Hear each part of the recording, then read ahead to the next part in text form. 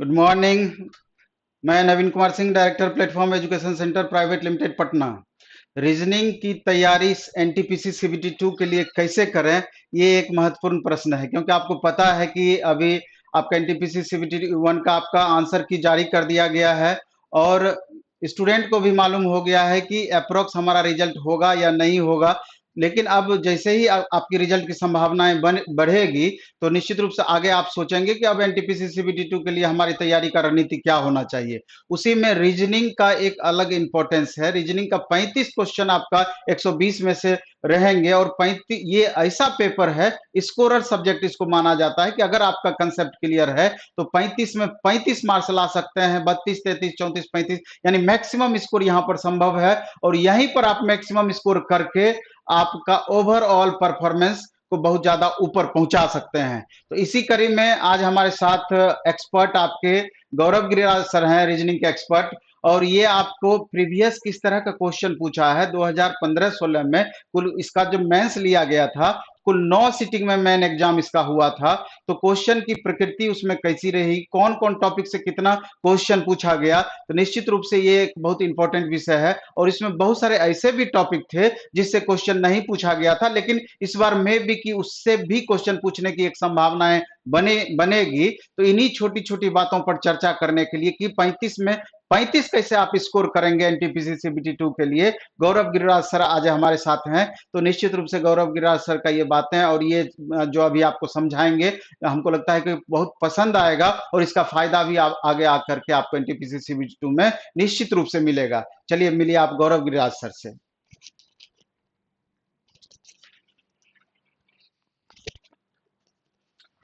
नमस्कार सभी बच्चों को। कैसे हैं सब लोग? अच्छे हैं?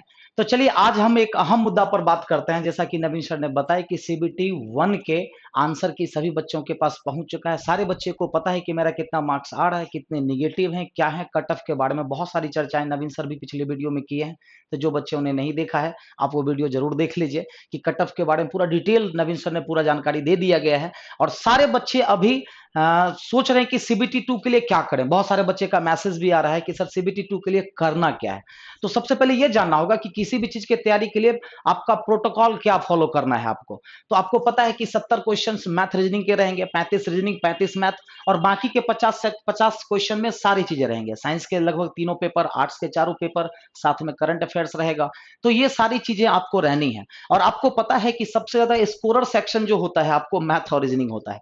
70 में आप 65 आराम से कर सकते हो, ये मैं बता रहा हूं और ये मैं दावे के साथ कह रहा हूं, क्योंकि जो भी बच्चे सीबीटी 1 में अच्छे स्कोर किए हैं तो उनकी लेवल अच्छी खासी होनी चाहिए। लेकिन थोड़े बहुत के लेकर के हर एक बच्चे के मन में यह दुविधा जरूर होगी कि जब मैं बहुत मुश्किल से, एक तो बहुत लॉन्ग पीरियड के बाद एनटीपीसी का आपका जो है रिक्रूटमेंट निकला, एग्जाम लेट हुए, फिर भी हम लोग एग्जाम दिए, और सारे बच्चे ये जरूर उम्मीद कर रहे होंगे कि जिन बच्चों का सीबीटी 1 क्लियर होता है, सीबीटी 2 में हम लोग फेल ना करें।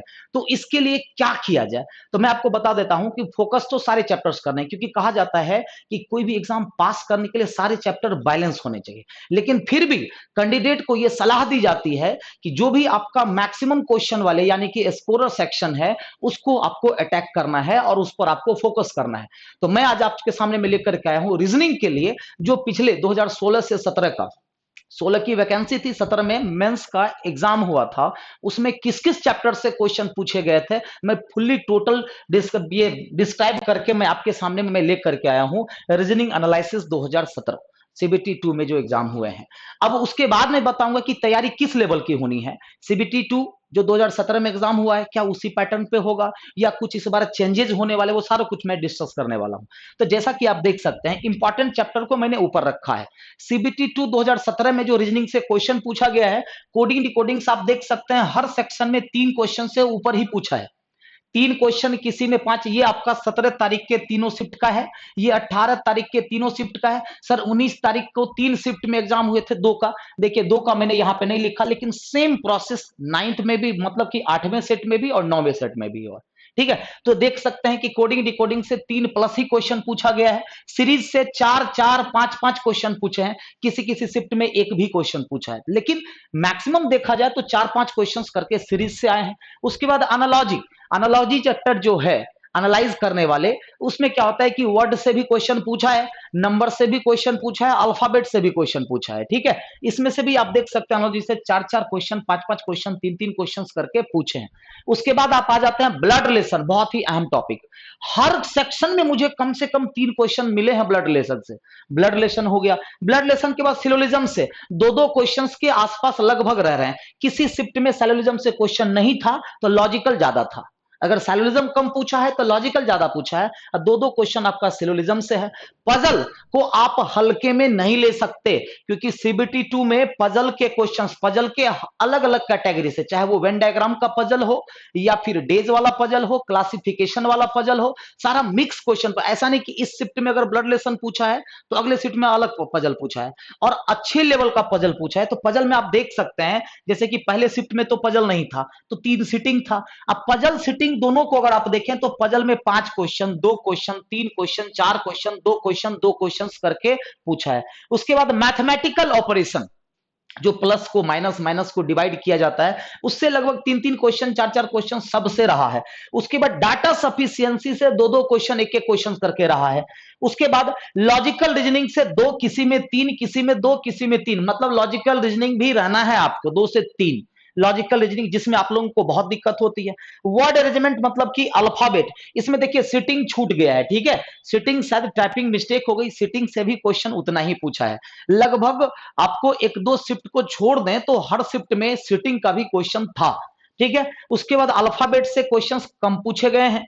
वर्ड अरेंजमेंट अल्फाबेट का ही पार्ट है, उससे भी कम पूछे गए हैं। डायरेक्शन से बहुत कम क्वेश्चन पूछे गए हैं, स्टार्टिंग में तो पूछा ही नहीं गया, बाद के शिफ्ट में डायरेक्शन के क्वेश्चन 1-1, 2-2 करके आते चले गए।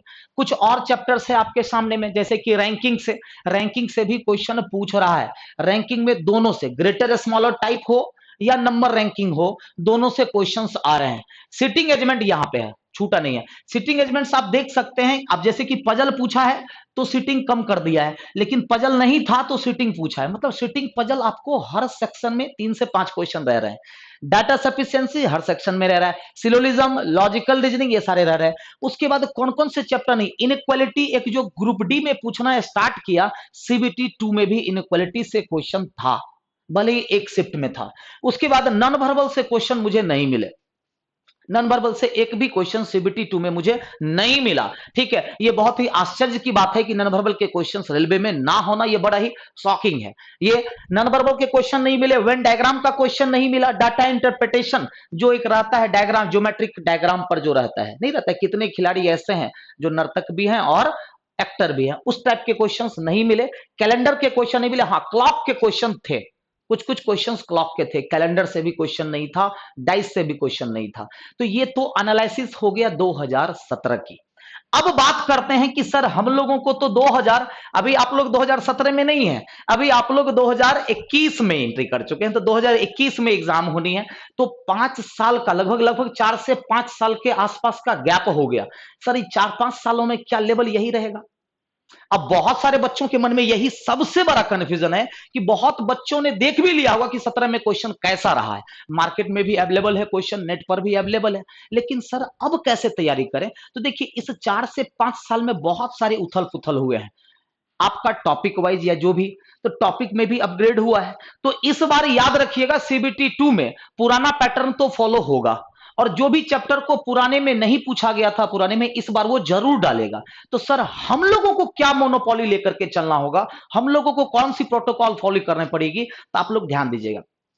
सबसे पहले तो जितनी भी चीजें रीजनिंग में आपका टॉपिक है, टॉपिक का एक चार्ट बना लो, और आपको करना क्या है, सबसे पहले माइंड में ये सेट करना है, सबसे पहला चीज 2 से 3 चीज अगर माइंड में आप सेट कर लोगे तो आपकी रीजनिंग में स्कोर अच्छी ही नहीं शानदार रहने वाली है। सबसे पहला स्कोर करो कि रीजनिंग में चाहे जो भी हो, मुझे 1 महीना का समय मिले, 2 महीना का समय कम से कम मिलेगा, अभी से अगर आप लग जाते हो तो सबसे पहला मेंटेलिटी सेट करनी है कि रीजनिंग में मुझे 33, 34 या 35, 33 से नीचे नहीं, 32 का मैं बात भी नहीं कर रहा हूं, 33 स्कोर होने चाहिए या 34, और मैं तो कह रहा हूं 35 में 35 संभव है, 35 में 35 या 34, 33 की भी टारगेट मत लो, 34 या 35 बनाने हैं, और वो भी 25 मिनट में आपको रीजनिंग बना करके रख देना है।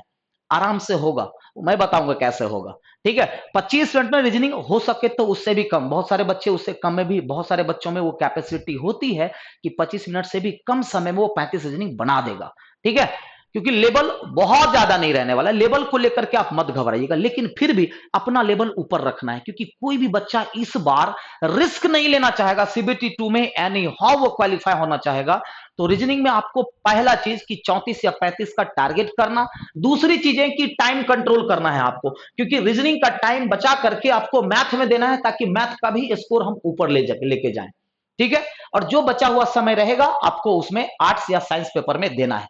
तो दूसरी चीजें हो गई टाइम मैनेजमेंट की। तीसरी चीजें हो गई कि आपका सिलेबस और प्रैक्टिस कंप्लीट होना चाहिए। अगर सिलेबस आपका कंप्लीट नहीं है, चैप्टर्स में प्रॉब्लम है, या फिर आपको क्वेश्चंस प्रैक्टिस करने में प्रॉब्लम है, बहुत सारे क्वेश्चन में आप फंसते हैं, तो ये सारी चीजें के लिए प्रैक्टिस और ये चीजें जरूरी है आपके लिए। तो ये बस 2-3 चीजों को फोकस करो, और मैं कहता हूं 35 में से 35 आराम से होगा। जैसा कि आप प्लेटफॉर्म में भी जान रहे हैं कि ऑफलाइन हो या ऑनलाइन हो, इसी को देखते हुए कि बच्चे सीबीटी 2 2 महीने में बच्चे का रिजल्ट, तो मैं रीजनिंग में क्या करना चाह रहा हूं कि मैं चाहता हूं कि रीजनिंग में आपका लेवल ऊपर रहे।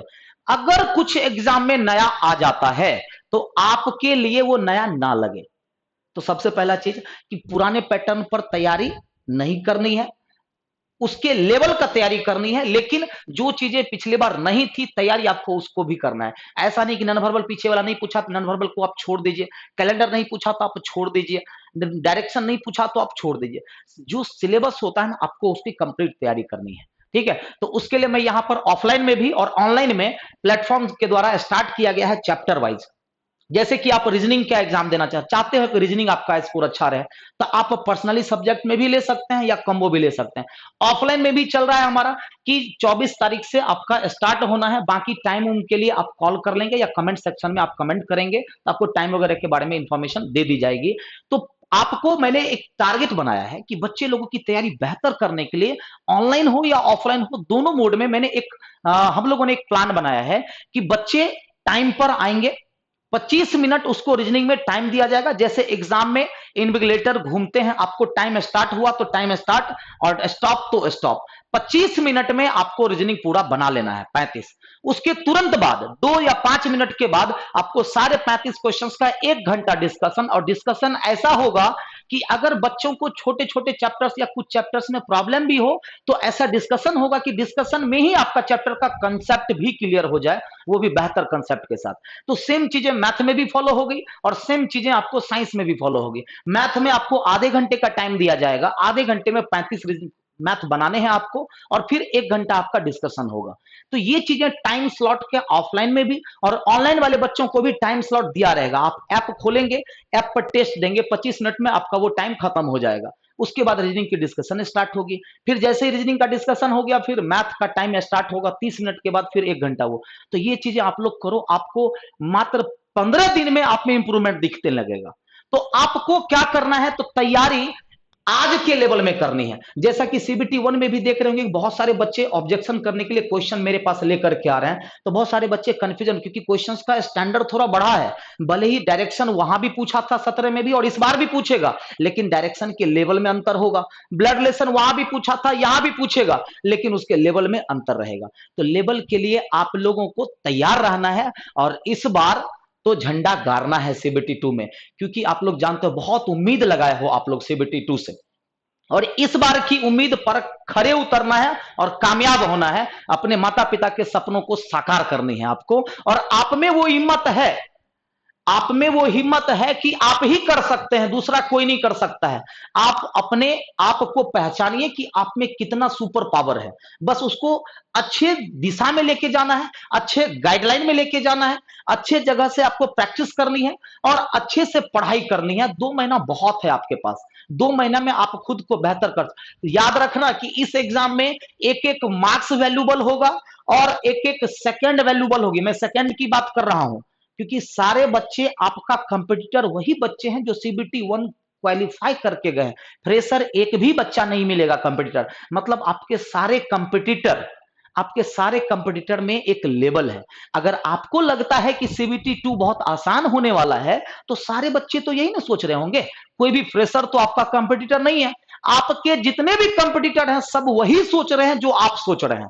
मतलब आपको डिफरेंट होना है। मतलब रिजल्ट अब देखिए, जितनी भी प्री में रिजल्ट आया है मेंस में, उसका 1/10 बच्चों का सिलेक्शन होना है। अब बताओ 1/10 से भी ज्यादा चला जाएगा।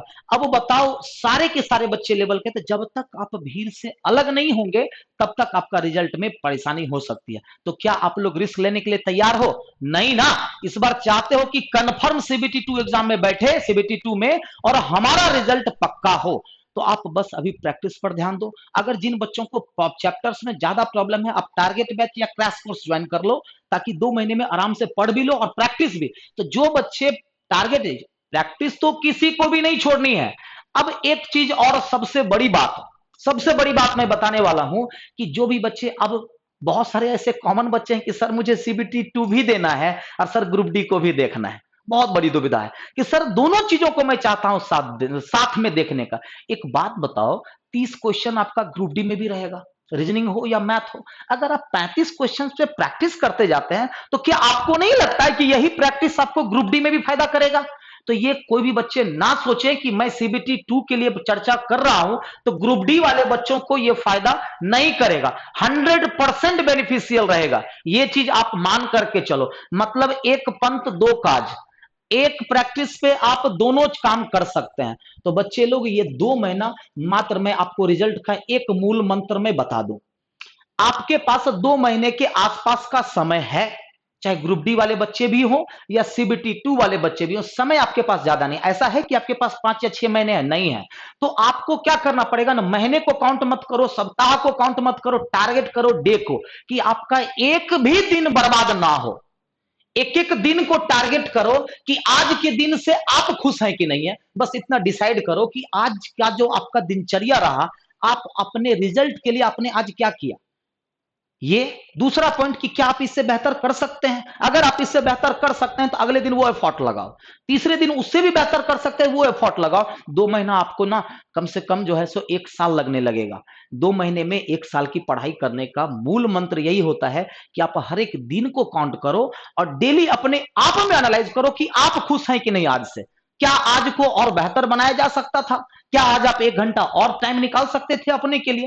तो एनालाइज कर करके और अपने आप को बेहतर बनाओ। और बेस्ट ऑफ लक मेरे जवानों, मेरे शेर, आप लोग में बहुत कैपेसिटी है और आप लोग ऐसा दहाड़िएगा सीबीटी 2 में कि मुझे पता है कि सीबीटी 2 उखाड़ फेंकिएगा आप लोग। तो सारे बच्चे, कोई भी अपने पैर पर कुल्हाड़ी मत मारना, बस यही रिक्वेस्ट है आप लोगों से कि हल्के में मत लेना सीबीटी 2 को, क्योंकि फिर अगर ये चांस अगर हाथ से चला गया तो फिर दोबारा मौका कब आएगा इसकी कोई गारंटी नहीं है। तो इस मौके को हाथ से, प्यारे मित्रों, गंवाने मत दो और आप लोग पूरी की पूरी तैयारी में लग जाओ। जितने भी बच्चे को लग रहा है, मैं तो कह रहा हूं कि 50 प्लस वाले, कट ऑफ के बारे में तो जब ये 50 प्लस वाले और 55 प्लस वाले जितने भी बच्चे हैं वो सारे के सारे सीबीटी 2 की तैयारी में लग जाओ। और यही तैयारी आपको ग्रुप डी में भी फोकस करना है, ठीक है। तो ज्यादा समय आपका मैं नहीं लूंगा, आप लोग को भी पढ़ाई करनी है बहुत सारी चीजें। तो जो भी बच्चे जुड़ना चाहते हैं आराम से जुड़े, जहां आपकी इच्छा हो वहां पर जुड़े, जहां से आपको सेटिस्फेक्शन मिले आप वही काम करो, ठीक है। रीजनिंग की जिम्मेदारी हमारी, आपका जितना भी रीजनिंग का समस्या होगा, रीजनिंग का प्रॉब्लम होगा, और हाँ, यूट्यूब पर मैं जो डेली फ्री का क्लास चलाता हूं, यूट्यूब पर 5 से 6 जो मेरा डेली फ्री का क्लास चलता है प्लेटफॉर्म एजुकेशन सेंटर पर, उस पर मैं रीजनिंग के प्रीवियस ईयर के जितने भी पूछे हुए सवाल है मैं उसको बहुत जल्दी लेकर के आने वाला हूं, ठीक है। मैं उसको बहुत जल्दी लेकर के आने वाला हूं कि क्या क्या क्वेश्चन पूछा है, उस पर आप बेहतर क्या कर सकते हैं। तो सभी का स्वागत है, आइए सब लोग, वेलकम है सभी लोग। जय हिंद, बाय बाय।